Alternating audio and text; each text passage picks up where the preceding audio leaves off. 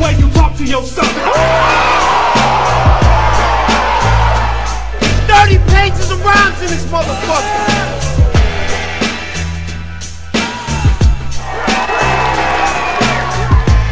Niggas take, yo son, get on my face, son. Get on my face, son.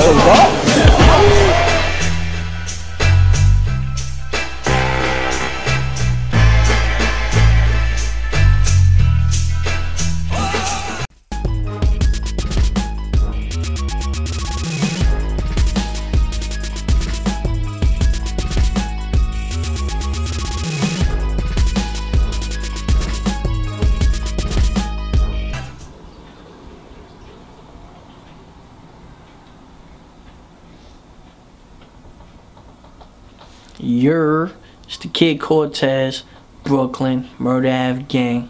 We here at Johnny B Studios, and you are now on rapgrid.com behind the battles. Brooklyn. Cortez is a professional. He's very prepared. He's always ready for war. And he's creative. He's the embodiment of that New York street style of battle rap. But he has so many other elements which make him a very, very valuable commodity to battle rap. He's an all-around player, like a ball player and shit. He got a good jump shot. You know, layups is crazy, dunks is amazing. He could pass the ball. You know, he's an all-around player, man. He's like a point guard and shit. He's well-rounded. Cortez is one of the most consistent MCs that we've seen in a while. I started hearing hip hop like maybe like around the age of 8 or 9. Like, you know, I had an older brother that had just moved in with me, my stepbrother, and he would always listen to rap music, and I just took a liking to it. And then I started memorizing songs, like always memorizing every song that came out. It was just crazy. And then it just became a while I would just be rapping, and just taking things that I learned, certain things that I would see growing up in the hood, in the streets, you know what I mean, just making little rhymes out of it. And actually, after a while, like people around me, like my friends and my family, they were just like, yo, you're not that bad. And I just took a liking to it, and it just became its own form of like release for me, like stress, expression, everything. And you know, I feel blessed, you know what I mean? I ended up taking that talent and, you know, being able to make a career out of it. So it was crazy, you know. I grew up on Myrtle Avenue, Taffy Place to be exact. It was real crazy on that block growing up. We was right up the block from Lafayette Gardens, LG. You had Marcy Projects, you had Fort Greene, you had Tompkins, you had and Lafayette Gardens, all surrounding my neighborhood. Everything, all the projects was around that part of Myrtle Ave, and everything that I'm not supposed to learn, I learned out there. You know, it was crazy, but it builds character. You know, growing up in Brooklyn, it definitely builds character, and you have to mature fast in this type of environment. You have to mature fast, and you have to really pay attention to what's going on around you, because you never know when it's your time. You never know when something's gonna go down. You never know what the fuck is going on, you know. And being on point like that, you know, it's kind of a gift and a curse. Now I use it to my advantage because I'm always on point. I always know what's going on. I can just read body language. But growing up, you know, it's tough. You young. You know, you see some dudes get into an argument across the street, you think it's nothing to do, to come back 5 minutes later, shooting, you running, everybody's running, you know, and it's like a whole bunch of just crazy shit constantly, every day going on, you know. But like at the end of the day, it builds character, and also the people that you grow up with, it kind of makes y'all family, whether y'all related or not, because everybody's going through the same struggle. Everybody can relate, and everybody wants to survive or like win, you know what I mean? And whatever you're doing, not even music, just, you know, there's people I grew up with that really wanted to have a career in biology or whatever. You understand? Like they went to school and that was their game plan on how to get out. And my game plan was music. And you know, I kind of utilized it, and like I say, I feel blessed, you know, that I'm in the position I'm in right now. Well, MURDA Ave is basically a crew within our neighborhood. So it basically started out with, you know, it wasn't just the rappers, you know, it was everyone. It was down to, you know, my cousins, my older brothers, and everybody who was down with us. So it was, you know, it was like a little street crew, you know what I mean? And it still is. We was all born on the Ave. All our parents was Myrtle boys. You understand? Myrtle used to be called Murder Ave back in the day. It was named that. You understand? And it was real in the hood at the time. You know what I mean? All of us as family, we just all rapped, and it just was natural. You understand? Murder Ave is family. It's not a one-day nigga. It's not a nigga I'ma fuck with for 1 year. Everybody I fuck with for the rest of my life till the day I die. A lot of us just so happen to rap. So at the end of the day, when we realized that, we all used to rap on our own, doing our own little thing. Like I went to school and I'd be rapping and I'll battle against people in my school, in lunch class, stuff like that. Same thing with Cole, you know what I mean? He did the same thing. He used to do it more on the block, you know what I mean, too. So people used to go to different hoods and be like, yo, Cortez, I got somebody for you, you know what I mean? And he'll battle them on the block and everything like that. So when we realized it was about eight or nine of us that can really rap, it was like, yo, let's put out a mixtape. So we put out the first Murda Ave mixtape, Method to the Madness. That shit was crazy.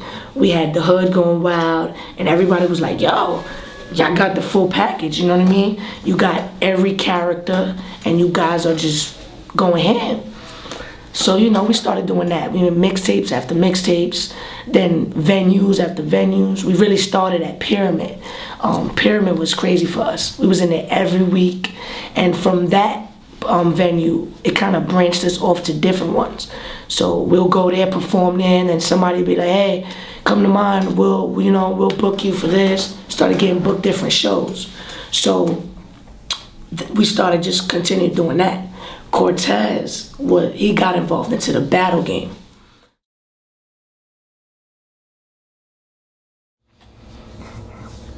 I got involved with Fight Klub maybe 06, 07. I used to do a lot of showcases at the Pyramid, at EO Dub and whatnot. And there was a showcase. Me and my boy Billy the Kid, we performed, we won the showcase. And there was some people in there that we knew. And there was a huge cypher outside. And when the cypher was going on outside, I always had bars on deck. I went out there, I bodied everybody in the cypher. This dude pulls me to the side and he's like, yo, you ever heard of Fight Klub? And I said, yeah, it was on MTV too. And he was like, yeah, I want you to come out for it. I think you got what it takes to be a battle rapper. I was skeptical at first because I was like, you know what, I make music. But at the same time, you gotta realize this, if you pay to rap, or like if you get any type of doors that could open up for you with music in your career, you gotta take advantage of it. I said, you know what, when you want me to go there? He said, there's tryouts on Friday. I went to the tryouts. The first person I battled at Fight Klub was Jag. Jag is now signed to Cassidy. Shouts out to Jag, you know what I mean? We put on a crazy show. To be real with you, I lost that battle. I lost my first 2 battles in Fight Klub. After that, I figured it out, and it was like something that just grows within you. Like, it just made me hungry. From there on in the Fight Klub, in the trials, I won 18 straight. And that's like how I got my street buzz, that people knew who I was. People didn't know I was Spanish. People probably thought I was black. You know what I mean? All they knew was, yo, this kid from Brooklyn, Cortez, was killing dudes at the Fight Klub. You know, I met a lot of people in there. O-Red, Lotta Zay, Lance, Philly Swain. We all was in there at the same time, you know. Hollow, a lot of people, you know. So, you know, there's a lot of history that was going on in that room over that pool table, you know. But yeah, I think that was like really the first taste of battle rap that I got, and it catapulted me. Like, it made me want to battle. I started writing battle verses. I was going, not just making songs, but doing that. And it was crazy. You know, it was crazy, and it really started my reputation, especially in the hood and in Brooklyn, because dudes was like, yo, Cole's not just rapping on the block and getting recognition. He's rapping at Fight Klub and winning and going around. So, you know, it started the whole movement, and started making a lot of people around me believe in me and pushing me to do what I had to do musically. I remember Juce from upstate New York. Juce battled, was it Lotta Zay? I think he might have battled Lotta Zay. He battled somebody. Yeah, it had to be Lionz. And that battle was just like, that was the first time like I seen two dudes that were like ready and in rare form, like just battle. And that was like one of the first days I was still there. So I was just like, whoa, like these dudes are trying to kill each other. You understand? Seasoned. Like, you gotta understand, I might be the nicest in my hood. Everybody I battle isn't crazy seasoned battling. We entered the league where everybody was seasoned. And you're sitting there like, oh shit, he gets it. Because it's a different way to write when it comes to battles. And you can tell when somebody gets it. Those two got it. And there was another dude named Castro. He's from Staten Island. He looked just like Game. Yo, Castro, real talk, my nigga, if you out of jail, my nigga, come holler at me. Real talk. He's crazy. It's 90 degrees. 95 degrees, a heat wave in New York City. He came to the battle with cargo sweats and a hoodie. Niggas is looking at this nigga like, yo, hold on, boy. This nigga might have a ratchet or something. Like, anybody disrespect him last week, he might come to pop somebody. You feel me? Niggas just walking around, not saying nothing to nobody. It's dead hot in there. Baking in there. I forget who he battled.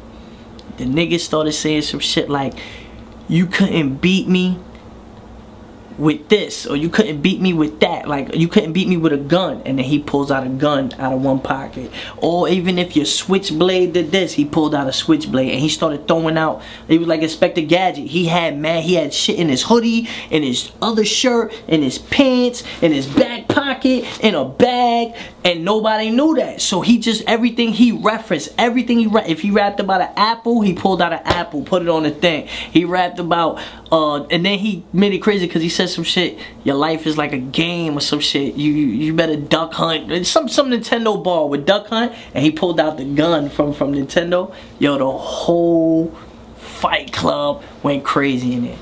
Everybody went crazy in it. Everybody was like, oh shit. After that battle, that nigga was so happy to take off that hoodie though. He was dead sweating, drenched and shit. But that's the craziest moment, real talk. We all felt that second season was way better than the first season.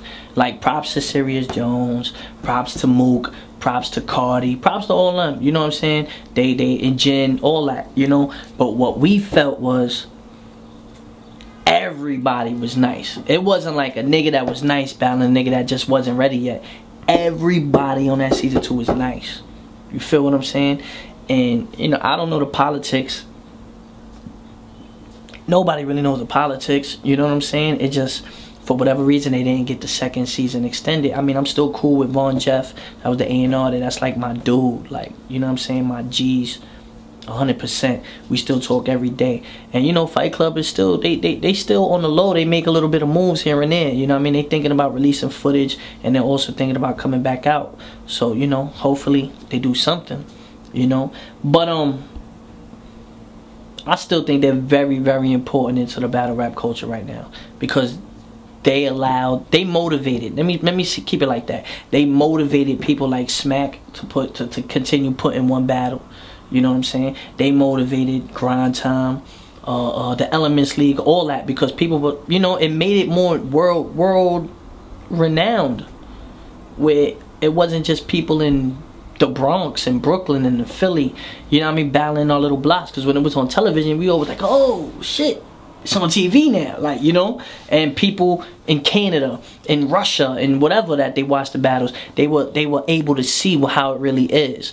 So I think Fight Klub is very important because it helped make it really global. You know what I mean? So, you know, they very, very important in the battle rap movement. You know, so I would never say they had a demise. I just think, you know, politics. And politics is, it's never about the music. It's never about the talent. It's always about the politics in this industry.